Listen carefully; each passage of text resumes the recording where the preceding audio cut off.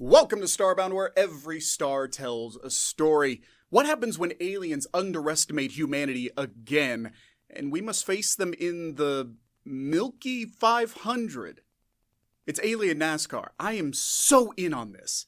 But also, check and see if you're subscribed, because if you're not, do it. It's totally free. But now, let's get into this awesome story. The neon lights of Zydonia Prime flickered against the polished chrome of Jed's ship, the Rusty Bucket. The sprawling metropolis stretched across the planet's surface, a hive of activity teeming with life from all corners of the galaxy. Skyscrapers adorned with holographic advertisements towered above bustling streets, where merchants peddled exotic wares and street performers entertained throngs of curious onlookers. The air was thick with the scent of alien species and the hum of countless conversations in dozens of languages. The Rusty Bucket was a name that drew sneers from the sleek vessels of other races, but Jed wore it like a badge of honor. Humans were the underdogs of the galaxy, the rednecks in their clunkers, mocked for their reliance on what others considered ancient tech. Ready to show them what this bucket can do, boys? Jed's voice crackled over the intercom, a hint of a southern drawl clinging to his words. Hell yeah, Captain! Echoed back from the cockpit. The Milky 500 wasn't just any race, it was a 500 light-year gauntlet that tested the mettle of even the most seasoned pilots. The course wound through treacherous asteroid fields, where massive rocks drifted unpredictably, threatening to pulverize any ship that strayed too close. Next came the ion storms, fierce electrical tempests that could fry a ship's systems in an instant and leave it drifting helplessly in the void. And then there was the dreaded Akaran Nebula, a swirling vortex of ionized gas that scrambled sensors and rendered even the most advanced navigational tools useless. Only the bravest, or the most foolhardy, dared to enter. A quarter of the ships that entered never came out. And yet here they were, 3 humans in a rust bucket lining up against the galaxy's elite. All right, boys, Jed said, adjusting his worn-out Stetson. Let's give 'em a show. The starting gun echoed, and Jed punched the throttle. The Rusty Bucket lurched forward, its engines roaring like a wounded animal. Laughter rippled through the comms as they were quickly outpaced by the sleeker ships. Rednecks at it again, sneered a Glaraton pilot. Jed grinned, ignoring the jibes. They were baiting him, underestimating him. Good. As they entered the asteroid field, the ship's hull shuddered with the impact of smaller rocks pinging off its surface. The Rusty Bucket's secret weapon came into play. Unlike the sleek vessels with their sophisticated shields and advanced AI navigation, Jed relied on something far more primal. His gut. He had spent countless hours in the salvage yards back on Earth, dodging debris and maneuvering through tight spots with nothing but his wits and reflexes. The faint hum of the engines, the subtle shifts in the ship's balance, and the flicker of the radar screen were all second nature to him. Hard to starboard! Jed barked, his voice cutting through the tension. Ricky spun the wheel, and the bucket narrowly missed a chunk of rock the size of a house. The ship groaned under the strain, but Jed's hands were steady on the controls. Where'd you learn to fly like that, Captain? Ricky asked, breathless, his knuckles white against the console. Son, Jed replied, his eyes fixed on the treacherous path ahead. There ain't a manual for flying by the seat of your pants. It's something you pick up when every day is a fight for survival. They weaved through the asteroid field, their path erratic but purposeful, leaving a trail of astonished aliens in their wake. Each near miss and daring maneuver only fueled their determination, and with every passing minute the Rusty Bucket seemed less like a relic of a bygone era and more like a testament to human resilience and ingenuity. As they entered the Akaran Nebula, a dense cloud of ionized gas that scrambled sensors and comms, the other racers hesitated. Not Jed. He had a compass, not the magnetic kind, but one passed down from his grandfather, a relic from Earth's sailing days. It's not about fancy gadgets, boys, Jed once told the crew. It's about knowing where you're going, no matter what. In the blinding fog of the nebula, while others floundered, Jed followed his compass. They emerged on the other side, battered and bruised, but in the lead.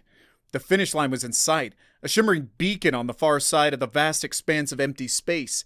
The Rusty Bucket, held together with duct tape, mismatched parts, and her sheer grit, sputtered towards the end.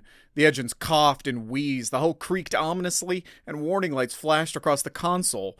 But the ship kept going. Every rivet, every patch, every makeshift repair had been tested to its limits. And now, with the finish line tantalizingly close, Jed and his crew pushed their beloved Bucket harder than ever before. As they crossed, the crowd fell silent. The underdogs, the rednecks, had won. Jed stepped out of his ship, a wide grin on his face. The Glaraton pilot approached, his arrogance replaced with a grudging respect. You humans, he said, shaking his head. You're full of surprises. Jed tipped his Stetson. That's what we aim for, partner. As the rusty bucket was hoisted onto the winner's podium, a cheer erupted from the crowd. It was a cheer for the underdogs, for the scrappy humans who had defied the odds. But more than that, it was a cheer for the enduring spirit of humanity, the ability to overcome any challenge with ingenuity, grit, and a whole lot of heart. Jed was swarmed as soon as he reached the podium, a sea of reporters, dignitaries, and curious aliens eager to get a piece of the human who had just shaken the galaxy. His crew, Ricky and Gordo, trailed behind him, grinning ear to ear. They were no longer just the crew of the Rusty Bucket. They were heroes, symbols of human ingenuity. Captain, a Glaraton reporter shoved a microphone in Jed's face. How did you do it? No one expected a human to finish, let alone win. Jed flashed a genuine smile. Well, ma'am, we humans might not have the shiniest ships or the fanciest tech, but we got something better. We got grit. We got guts. And we sure as hell ain't afraid to get our hands dirty. The crowd erupted in applause. Their cheers a symphony of various alien languages, all united in their admiration for the human underdog. Later that evening, as Jed and his crew celebrated at the Zidonian equivalent of a bar, a figure emerged from the shadows, tall, slender, and clad in flowing robes, who moved with an air of quiet authority. Captain Jedediah Mackenzie, I presume. Jed raised an eyebrow, recognizing the accent. That's me. And you are? Shaltar, High Counselor of the Thrixian Empire. May I have a word? Jed gestured to an empty seat. Sure thing, Counselor. Pull up a chair. Shaltar settled into the seat, his eyes studying Jed with an intensity that sent a shiver down Jed's spine. Your performance in the Milky 500 was unexpected, Shaltar said slowly. It seems we have underestimated humanity's potential. Jed leaned back, a playful glint in his eyes. Well, Counselor, ain't that a kick in the pants? Turns out us rednecks got a few more tricks up our sleeves, huh? Shaltar nodded slowly. Indeed. I have come to propose a partnership. Jed's eyes narrowed. Partnership? Between the Thrixian Empire and humanity? Precisely, Shaltar affirmed. We believe that your resourcefulness and our technological prowess could be a formidable combination. Together, we could achieve great things. Jed took a long sip of his drink, considering the offer. It was a tempting proposition, a chance for humanity to finally gain the respect it deserved. But he knew better than to trust the Thrixians, a race known for their cunning and ambition. Well, I appreciate the offer, Counselor, Jed finally said. But I'll need to consult with my people before we go making any decisions. Shaltar smiled, a gesture that did little to alleviate Jed's unease. Of course, Captain. Take all the time you need. But I assure you, this is an opportunity that humanity would be foolish to refuse. With that, Shaltar rose and departed, leaving Jed with a swirling mix of excitement, suspicion, and a nagging sense of foreboding. Back on Earth, news of the Rusty Bucket's triumph spread like wildfire. The underdog story resonated with people across the globe, a much-needed injection of pride and optimism in a world often marred by conflict and cynicism. In a small town in the American Midwest, nestled amidst the rolling cornfields, Jed's family gathered around a flickering screen, watching a replay of the race. His mother, Mary, wiped away a tear, her heart swelling with pride. His father, a gruff but loving farmer, simply nodded, a rare smile tugging at the corner of his lips. "That's my boy," he muttered under his breath, a hint of astonishment in his voice. Jed's victory was more than just a personal achievement. It was a symbol of hope for all of humanity, It showed that even in a galaxy filled with advanced civilizations, human ingenuity and spirit could still shine through. Meanwhile, aboard the Rusty Bucket, Jed paced the worn metal floor of his cabin, his mind racing. Shaltar's offer was a double-edged sword, a potential path to glory and recognition, but also a potential trap. He knew he couldn't make the decision alone. He needed to consult with the leaders of Earth, the scientists, the diplomats, the military strategists, but more than that, he needed to consult with his crew, the men who had stood by him through thick and thin. "Boys," Jed said, addressing Ricky and Gordo, who were busy cleaning their tools in the cargo hold. "We got a situation." He explained Shaltar's offer, detailing the potential benefits and risks. Ricky, ever the optimist, was all for it.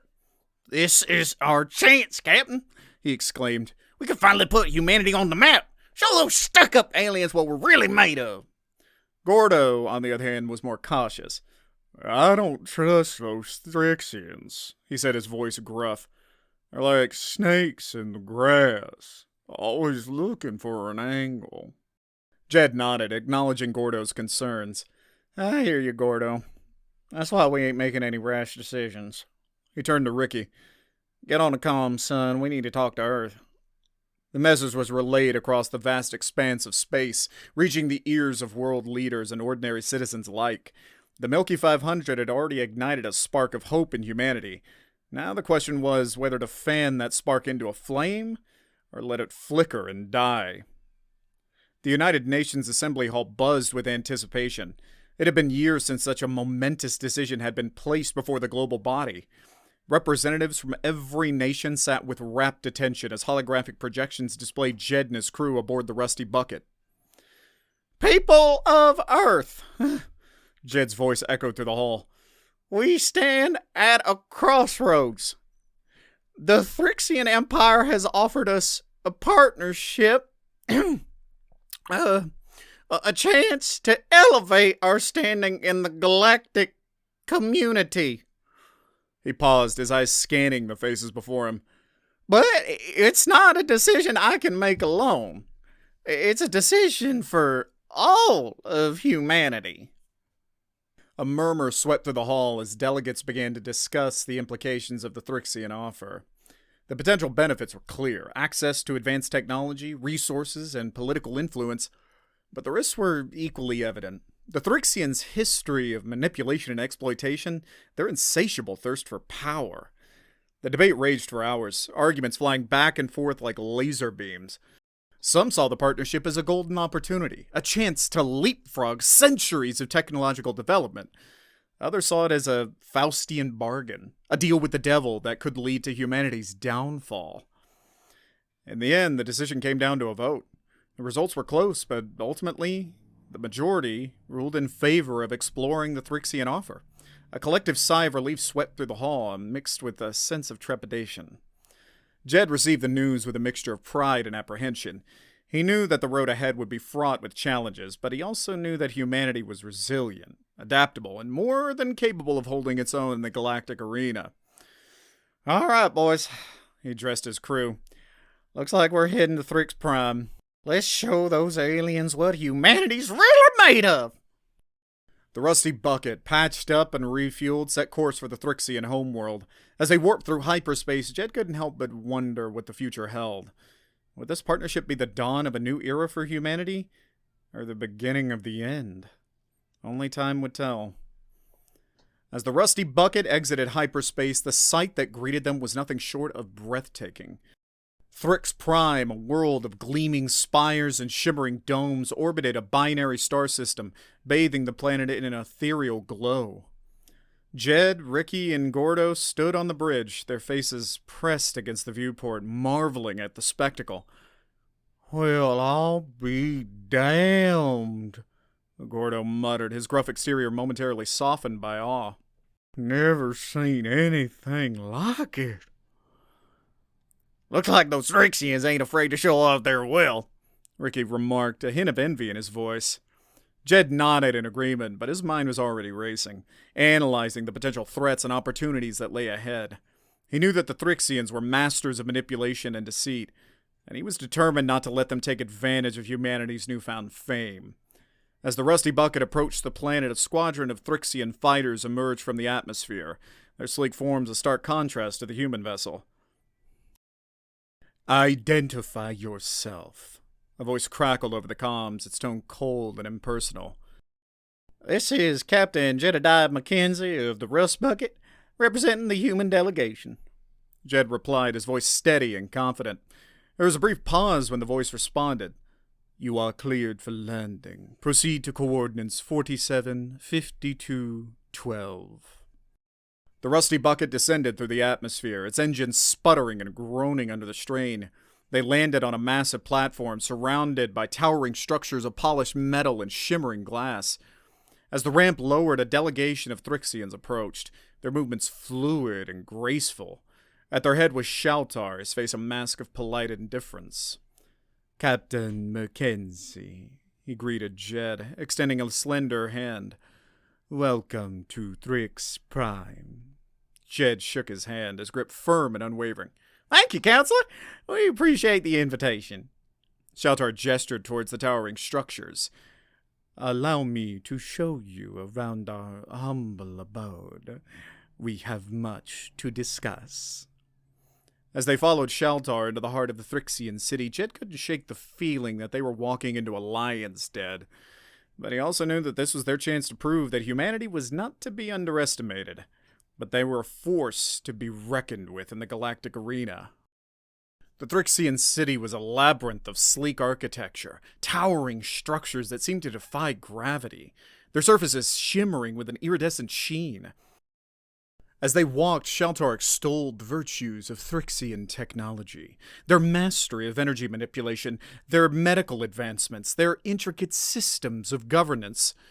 Jed listened politely, nodding at appropriate intervals, but his mind was elsewhere. He was analyzing, assessing, looking for the cracks in the facade, the hidden agendas behind the smiles and pleasantries. They entered a vast chamber, its walls adorned with intricate holographic displays depicting scenes of Thrixian history and scientific achievements. In the center of the chamber, a group of Thrixians awaited them, their faces a mix of curiosity and disdain. Shaltar introduced them as members of the High Council, the ruling body of the Thrixian Empire. They exchanged greetings, their eyes lingering on Jed and his crew with a mixture of fascination and skepticism. The negotiations began, and it quickly became clear that the Thrixians saw humanity as a source of untapped potential, a race ripe for exploitation. They offered technology, resources, and knowledge, but at a steep price. Allegiance to the Thrixian Empire, adherence to their laws and customs, and a willingness to serve their interests. Jed played his cards close to his chest, his demeanor a carefully crafted blend of gratitude and defiance. He acknowledged the Thrixians' advancements, but also emphasized humanity's unique strengths, the resilience, adaptability, and unwavering spirit. The negotiations dragged on for days, each side probing for weaknesses, testing the limits of the other's resolve. Jed, Ricky, and Gordo worked tirelessly, their minds sharp, their instincts honed. They consulted with experts back on Earth, analyzing every offer, every clause, every nuance. As the pressure mounted, tensions began to rise. The Thrixians grew impatient, their smiles turning brittle, their words laced with veiled threats. Jed, however, remained unyielding, refusing to compromise humanity's autonomy or dignity. One evening, as Jed sat alone in his quarters, staring out at the alien cityscape, a soft chime sounded. A holographic message from Earth flickered into existence. It was from his father, his face weathered and worn, but his eyes filled with pride and determination. "Son," his father's voice rasped, "we're with you all the way. Don't let those aliens push you around. Remember who you are, where you come from. You're a Mackenzie. Mackenzies don't back down." Jed felt a surge of warmth spread through him. His father's words, simple and direct, reminded him of what was truly important. He was not just representing himself or his crew. He was representing all of humanity, their hopes, their dreams, their future. With renewed resolve, Jed returned to the negotiating table, ready to face whatever challenges lay ahead. The final negotiation session was held in the Grand Council chamber, a vast hall illuminated by the soft glow of luminescent crystals. The air crackled with tension as both sides took their seats at the long polished table. Jed, flanked by Ricky and Gordo, sat across from Shaltar and his entourage of advisors and officials. The Thrixian counselors wore expressions of barely concealed impatience, their eyes fixed on Jed with a mixture of disdain and expectation.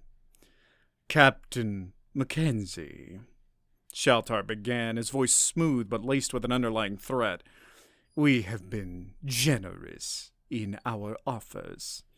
We have offered you technology, resources, and knowledge, yet you continue to resist our terms. Why?" Jed met Shaltar's gaze with unwavering resolve. "Counselor," he replied, his voice firm and measured, "we appreciate your offers, but we cannot accept them at the cost of our independence. Humanity has its own path to forge and its own destiny to fulfill." A murmur of discontent rippled through the Thrixian counselors. One of them, a particularly imposing figure with sharp, angular features, slammed a hand on the table. "Enough of this posturing!" he snarled. "You humans are a primitive species, barely out of your cradle. You need our guidance, our protection. Accept our terms, or face the consequences." The threat hung heavy in the air, a palpable wave of hostility washing over the human delegation. Ricky and Gordo stiffened, their hands instinctively reaching for their concealed weapons. Jed, however, remained calm, his eyes fixed on the irate counselor. "We may be a young species," he said, his voice rising to meet the challenge, "but we are not children. We have overcome adversity, faced down extinction, and emerged stronger. We will not be intimidated or coerced." A hush fell over the chamber as the Thrixians exchanged glances, their expressions a mixture of surprise and anger. Shaltar raised a hand, silencing the commotion. "Very well, Captain Mackenzie," he said, his voice cold and measured. "You have made your position clear. We will not force you to accept our terms, but be warned. The galaxy is a dangerous place for a young, vulnerable species like yours. You may regret your decision." With that, Shaltar rose from his seat, signaling the end of the negotiations. The human delegation followed suit, their hearts heavy with the weight of the impending conflict. As they walked out of the council chamber, Jed turned to his crew. "Well, boys," he said, a wry smile playing on his lips, "looks like we're on our own. But don't you worry, we'll find a way to make our own mark on this galaxy. We always do." The rusty bucket blasted off from Thrix Prime, leaving behind the glittering spires and the shimmering resentment of the Thrixian Empire. Jed stood on the bridge, his gaze fixed on the receding planet, a determined glint in his eyes. "Set course for Earth, Ricky," he commanded. "It's time to show these aliens what humanity's really capable of." The journey back to Earth was filled with a mix of emotions. Pride in their defiance of the Thrixians, anger at their arrogance, and a steely determination to prove them wrong. The crew spent countless hours brainstorming, analyzing the Thrixians' technology, and devising their own countermeasures. Upon their return to Earth, they were met with a hero's welcome. Crowds lined the streets, cheering and waving as the rusty bucket made its triumphant return. The world was watching, eager to hear the tale of defiance against the galactic superpower. In a global address, Jed shared their experiences on Thrix Prime, exposing the Thrixians' true intentions and their disdain for humanity. He spoke of their resilience, their ingenuity, and their refusal to bow down to any alien power. "We may not have the most advanced technology," Jed declared, "but we have something far more valuable. We have the spirit of exploration, the drive to innovate, and the courage to stand up for what we believe in. We will not be pawns in anyone's game. We will forge our own path on our terms." His words resonated across the globe, igniting a fire of defiance and determination in the hearts of humanity. Scientists, engineers, and inventors pored over the data collected by the Rusty Bucket, analyzing the Thrixian tech, looking for ways to adapt and improve it. Meanwhile, the Thrixian Empire watched with growing unease.